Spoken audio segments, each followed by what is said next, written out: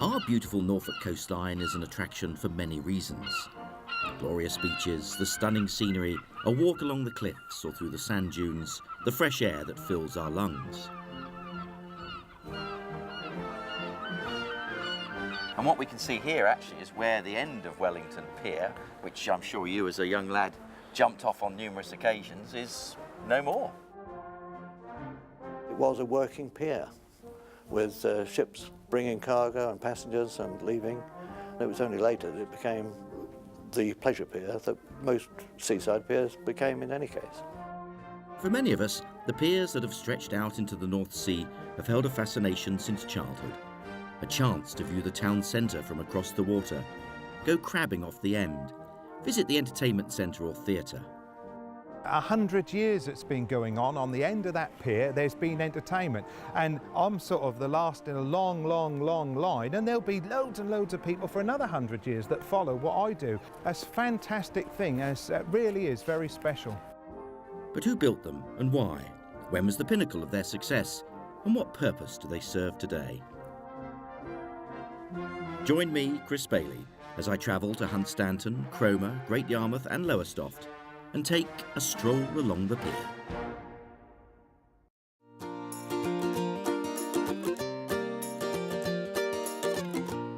Today, Great Yarmouth is a famous seaside town, but for centuries it was an important fishing port, famous for its herrings.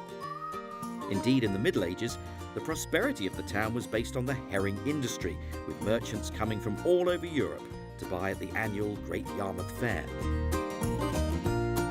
The first holidaymakers who came to the town were wealthy people who came to visit the bathhouses in the hope that swimming and drinking seawater would cure their ailments and illnesses.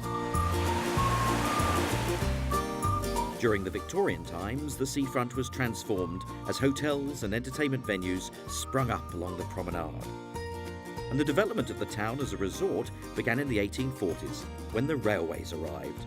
They brought day trippers from the factory towns of the Midlands and the north of England, and by 1846, over 80,000 people were visiting by rail each summer.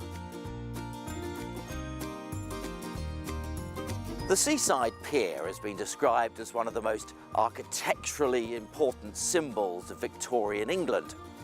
No self-respecting town would call itself a resort if it had no pier. Between 1850 and 1860, an early period in the development of resorts, there were just 3 piers built in the country, and 2 of them were here at Great Yarmouth. The very first pier in the town was actually the jetty built in 1560 to land the catch of the day.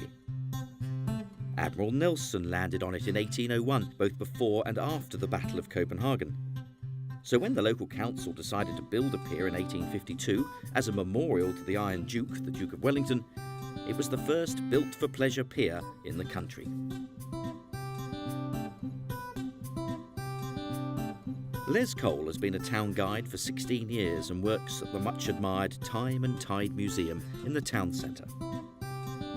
The jetty was built as a temporary measure to land the catch, but of course it was used several times after that, certainly during the French Revolutionary War and the Napoleonic Wars, for landing of the mail from Europe, which had been diverted from Dover and Harwich through fear of attack.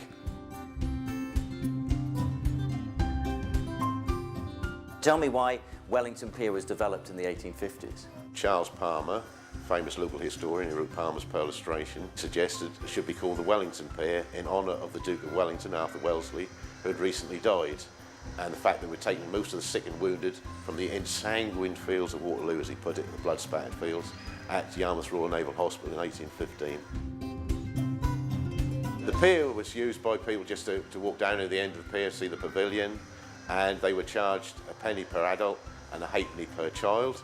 The first year it raised nearly £600, although £170 went to that to running costs, including the master of the pier, as it's called, who was paid 17 shillings and sixpence a week, and his assistants that were paid 7 and sixpence a week. So popular had been the town's first pier that in July 1858, a second, the Britannia, was opened. The Act for building this pier was obtained in 1857 and included clauses that no shops or buildings, other than bathing, reading or refreshments, were to be built on the pier, the only exception being a toll house and a lighthouse. But just 1 year after opening, the first of a series of disasters befell the pier when a schooner, driven by a gale, cut the pier in two, the rebuilt pier being shorter by 80 feet. And in 1868, another schooner, the Seagull, sliced through the pier, taking away 100 feet. Britannia Pier was getting shorter and shorter. At the beginning of the 20th century, both piers start their extensive history of entertainment. There had been a few concert parties on both the Wellington and the Britannia. Towards the latter part of the 19th century, they were primarily military bands, Pierrots, comic vocalists, that sort of entertainment. But with the start of the new century came new, fresh beginnings. As the Britannia was demolished and a new pier, 810 feet in length, was built, a new pavilion was added by the new Britannia Pier Company and opened in a grand ceremony on the 21st of June, 1902. Built by Bolton and Paul of Norwich, it could seat 2,000 people, had an elaborate proscenium arch, an extensive gallery, exquisite interior fittings and leather seating, as well as a decorative ceiling. Touring concert parties provided the entertainment, including actress Lily Langtry and the musical star Murray Lloyd.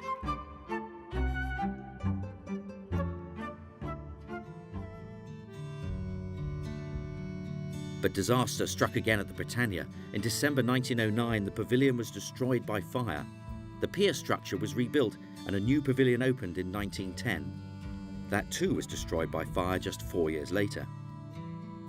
The pavilion was quickly rebuilt and remained open during the First World War. A new ballroom known as the Floral Hall was built and opened in 1927, only to be destroyed by fire 5 years later. Then a new grand ballroom, known as the Ocean Ballroom, was opened in 1933. It closed when war broke out in September 1939, reopening at the end of the war, and soon after the town's first big-name, twice-nightly summer show opened, starring Frankie Howerd. The show had 4 complete changes of programme during its summer season. A new era had begun in summer seaside entertainment.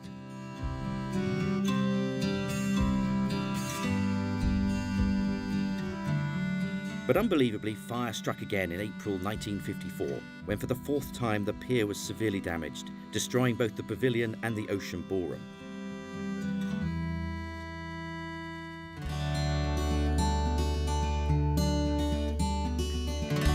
Rebuilding of a new pavilion was completed in June 1958, and that building is still with us today. In total contrast, the Wellington Pier has not suffered any disasters, either by wayward schooners or fire. At the beginning of the 20th century, the Great Yarmouth Corporation purchased the pier for £1,250. They rebuilt the structure and widened it in the centre to accommodate a pavilion. And on this land to the south, about 2.5 acres, they built a bandstand, a tea room and sheltered seating for around 1,500 people.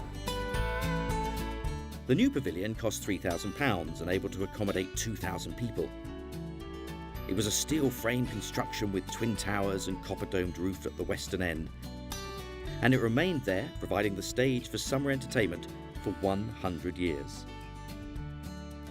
With the erection of the Winter Gardens, shipped from Torquay in 1904, the complex could now offer several different types of entertainment, including orchestras, variety concerts, military bands, roller skating, and a track for roller and speed skating laid out in the gardens.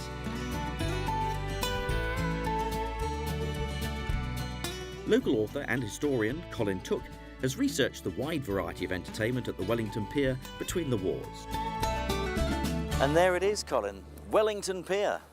The Wellington Pier. Yes. In all its glory. All its glory. And I understand they used to do bonniest baby competitions and beauty contests? They had all those sorts of things. Yarmouth had an annual baby competition, there was talent competitions, beauty competitions, you name it, they could think of a type of competition to go with it.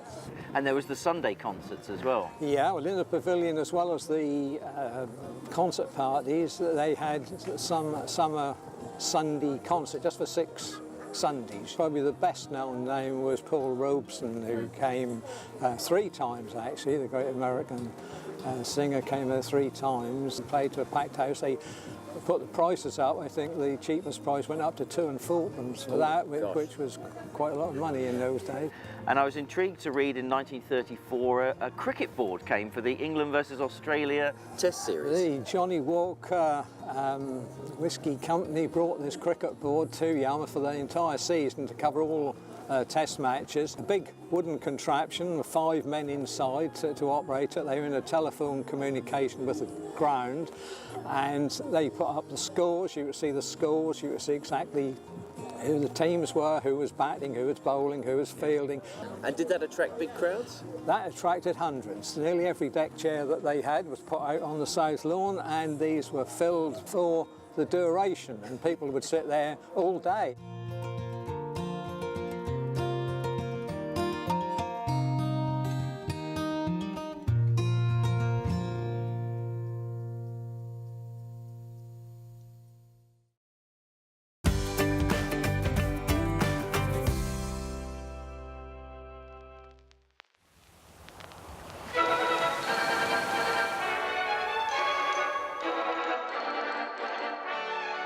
For many of us, the piers in this town revoke memories of the summer shows, and perhaps the golden age was the late 1950s to the early 1980s, when just about every star from stage and screen appeared at one or both of the theatres.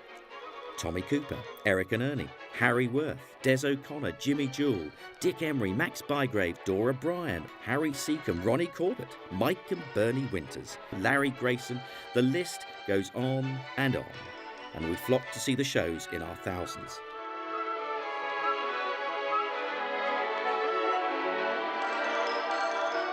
David Wakefield was a journalist at the Great Yarmouth Mercury during that period and recalls the golden age. The spring bank holiday was when it used to start. I mean, you could see the place coming to life. The boarding houses would all be painted and vacancy signs would go up, and there was a real buzz about the place as the town was absolutely packed, and you saw the place coming to life.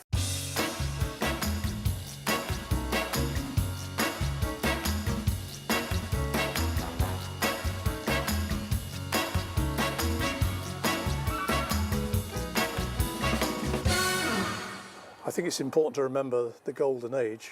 The country was vastly different to what it is now. We still had all the coal mines and lots of heavy industry, and a lot of people from those areas, the East Midlands, Nottinghamshire, Derbyshire, came here on holiday. I don't know how many weeks holiday those people got, but the 2 weeks was really precious, and they came here determined to have a good time.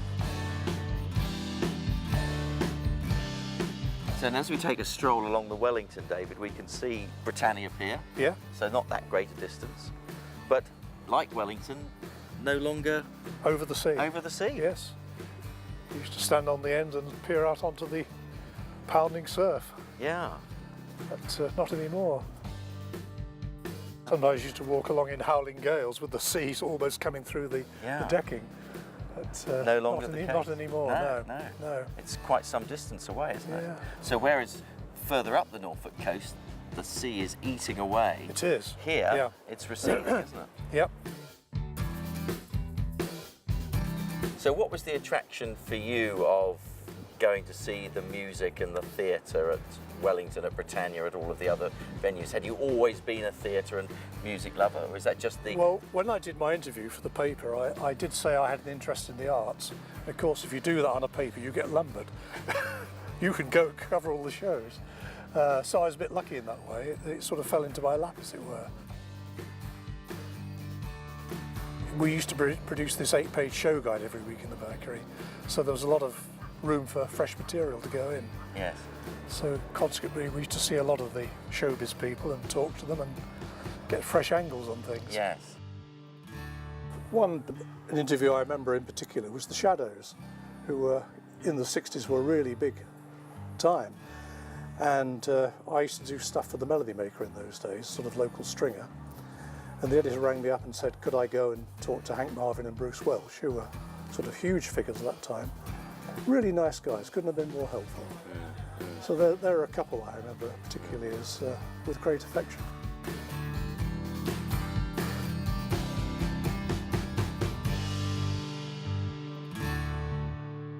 By the mid-1990s, the format of the summer show changed to a programme where different artists appeared each night of the week. Today, the shows still continue at the Britannia, but not very regularly. The focus is much more on the amusement rides for both young and old, the food and drink outlets, and the chance to walk to the end of the pier. At the Wellington, the council, who a decade earlier had recommended demolition, estimated that £2 million was needed to repair the structure. The comedian Jim Davidson took over a 25-year lease, rent-free, in an attempt to transform the loss-making venue. That lasted 1 year before the format of the shows changed again. The days of the resident summer shows were over.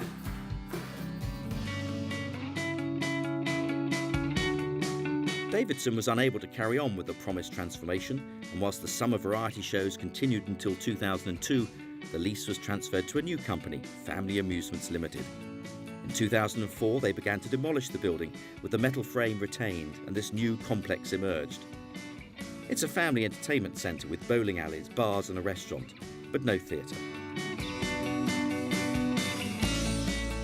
During the removal of the original theatre, this magnificent 80-foot-long stained glass picture was discovered.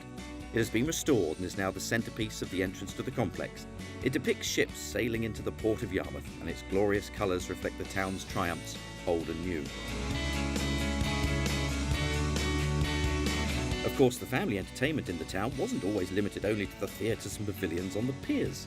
Roller skating started inside the Winter Garden in 1907, with an open-air rink opened in 1949. The following year, it hosted a show called Skaterskades that ran for 20 years and featured many members of the Great Yarmouth Roller Skating Club, a hub for many British, European and world champions. There was a putting green that became Dixieland, an attraction that was brought to the town from the 1951 Festival of Britain. That was replaced by Caveland and then the Merivale Model Village, which still exists today.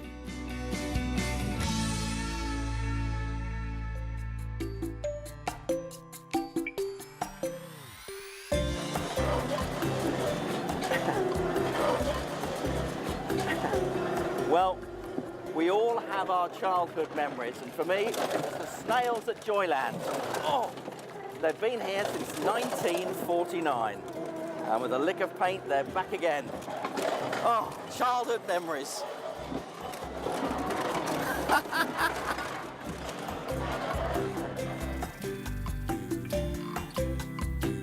I remember the stars who attended the public functions. They went to the fetes. They always went, there was a big fete, hospital fete, the Northcote Hospital fete every year. And they always had one of the big stars from the show to turn up. And Engelbert Humperdinck went there, Harry Seacombe went there, and you could get close to them, you'd buy an autograph, you could speak to them, you'd shake hands with them, and people mingled and mixed with them. They didn't try and keep themselves away like perhaps the stars of today. No burly security guards keeping No you security back 5 at all. metres. They would just turn up in a car, in a taxi, and walk along through the fete with everybody else. Even they would go on the pleasure beach. They would go for rides on the pleasure beach. Harry Seacombe was at the pleasure beach many times, just mingling with the people.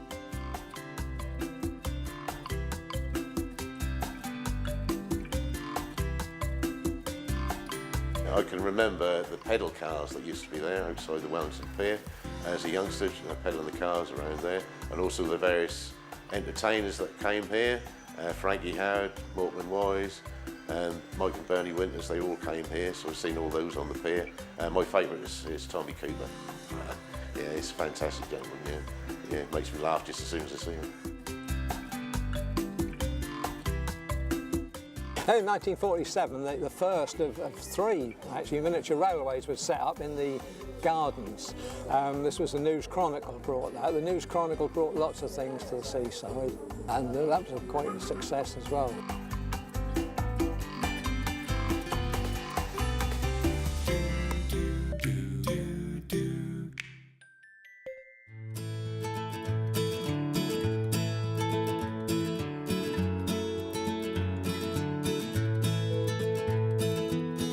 Will we ever see the return of the pier shows in Great Yarmouth?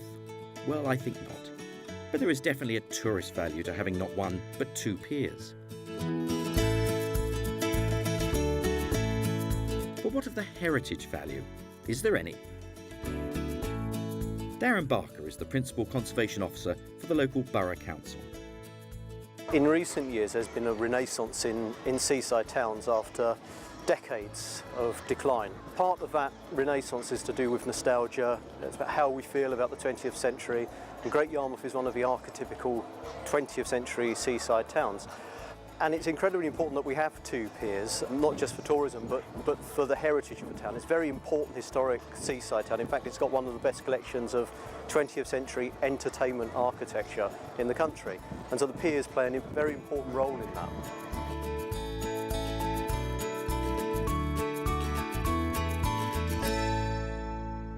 We still love our piers, despite all the changes and the developments, despite the fact that neither the Britannia nor the Wellington are actually over the water. So, is it nostalgia, I wonder, or just the pure pleasure of a day out at the seaside with lots of fun, followed by something to eat? Dietitians may not approve, but I always feel that the seaside food tastes so much better in the salty air. As we tuck in with our faces or heads red from the sun, and our hearts are happy. Just right for a stroll along the pier.